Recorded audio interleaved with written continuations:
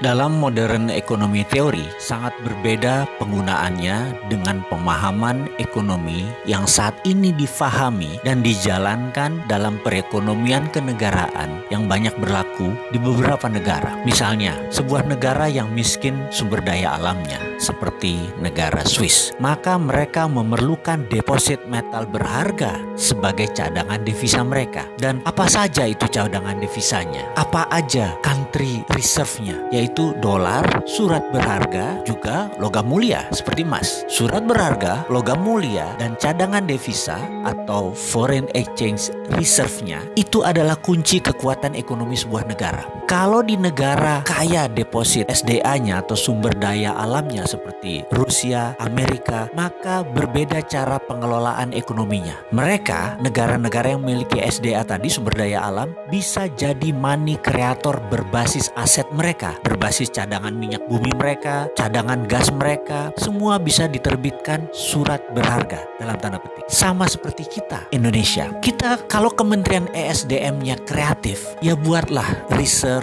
issuer atau penerbit kekayaan negara berbasis minerba. Kita kan punya SKK Migas, Satuan Kerja Khusus untuk Migas. Itu adalah BUMNK sebenarnya. Paham kan? BUMNK, Badan Usaha Milik Negara Khusus. Seperti zamannya Pak Ibnu Sutowo dulu. Kalau lupa nanti saya jelaskan di chapter yang lain. Mengapa kita ke depan tidak buat SKK Minerba, Satuan Kerja Khusus Minerba, atau bentuk lain dari Badan Usaha Milik Negara Khusus Minerba, mineral dan batu bara. Cara kerjanya adalah tugas pertama mereka adalah menghitung aset negara berbasis mineral batu bara tadi dan menerbitkan surat berharga. Nanti siapa yang beli surat berharganya? Ya negara Indonesia sendiri, Kementerian Keuangannya. Itu semua adalah untuk fondasi underlying money creation. Setelah Bappenas menciptakan proyek berlapis, ini sekali lagi kuncinya. Badan yang nanti akan berperan penting di atas Bappenas adalah Sesdalobang, Sekretaris Pengendalian dan Pengelolaan Pembangunan,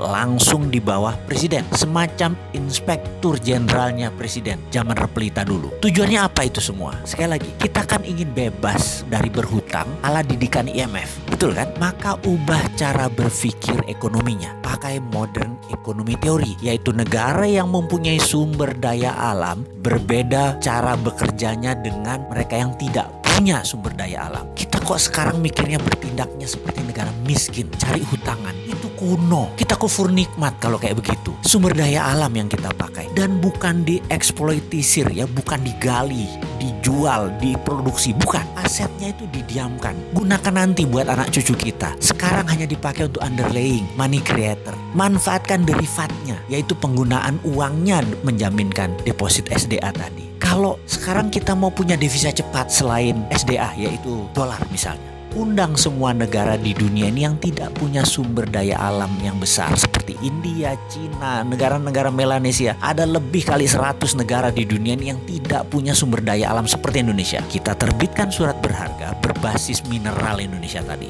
Jangan sebut nilainya, sebut saja jumlahnya. Lalu katakan mereka akan membeli 5%-nya atau senilai 200 billion dolar. Bisa saja, ya kita kasih suratnya, dan surat itu sama mereka nanti diapakan. Secara praktek modern ekonomi teori, itu untuk underlying money creation di negara mereka tersendiri. Terserah mereka mau cetak 10 kali lipat, 100 kali lipat, toh tidak akan diambil aset tersebut, di mana mungkin 100 tahun ke depan nilainya ya juga naik 100 kali. Kita sepakat, misalnya yang 20% aset nasional kita tadi, kita jual ke negara lain. Itu namanya sovereign wealth fund versi modern ekonomi teori. Amerika itu pakai sistem ini. Buktinya mereka tidak pernah tuh sedot atau gali tambang mineral mereka, minyak mereka nggak pernah tuh. Paling-paling hanya 20% hanya untuk ekonomi mutar. Lalu misalnya lagi, apa yang Pak Karno lakukan di tahun 1955? Yaitu akan memanfaatkan mineral ini untuk kekuatan ekonomi. Yuk ulangi lagi. Namun sekarang caranya lebih elegan. Dunia tuh butuh Indonesia. Dunia sudah tidak butuh negara yang suka perang seperti Amerika. Negara juga tidak butuh negara Cina yang menjual utang ke negara lain. Jadi masa depan adalah era bergandengan tangan, era kolaborasi, dan Indonesia punya yang